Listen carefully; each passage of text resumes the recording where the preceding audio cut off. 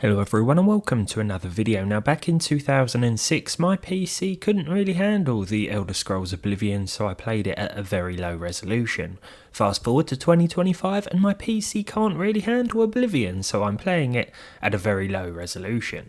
Thanks to various modern upscaling techniques, resolutions like 540p, 480p and even 360p can look kind of acceptable, especially with the implementation of DLSS 4. Using NVIDIA Profile Inspector or the NVIDIA app like I'm doing here, we can override the default DLSS preset with the latest version. It takes a few clicks and works with any RTX graphics card. On the left of your screen is how Oblivion Remastered looks with the default DLSS preset enabled and set to balanced mode.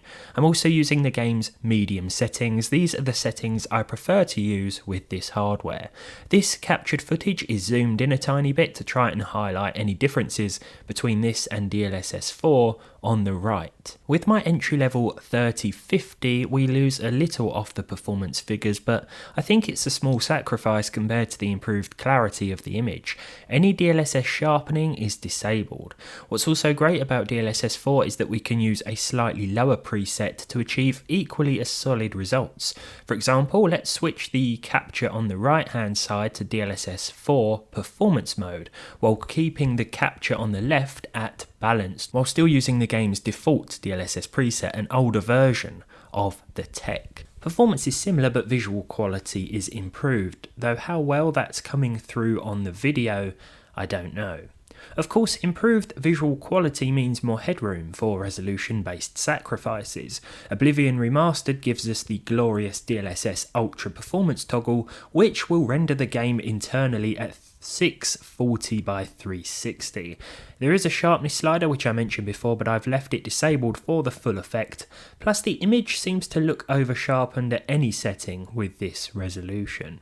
Overall, the image at upscaled 360p looks okay, though there is noticeable shimmering around trees and plants at relatively short distances. This isn't as much of an issue for distant objects or structures. Patches of grass can also sort of blend into one fuzzy mess with quick movements, but this is quite often the case when upscaling from 640 by 360 in any game. It's still a lot better than native 360p though, that's for sure. Interestingly, performance isn't particularly impressive, nor improved. The 3050 is being fully utilised as part of this combination, but there are still some drops below 60 FPS as reported by the on-screen benchmark figures. There isn't a huge uplift compared to, say, performance or even balanced mode, so going to such an extreme here probably isn't worth it.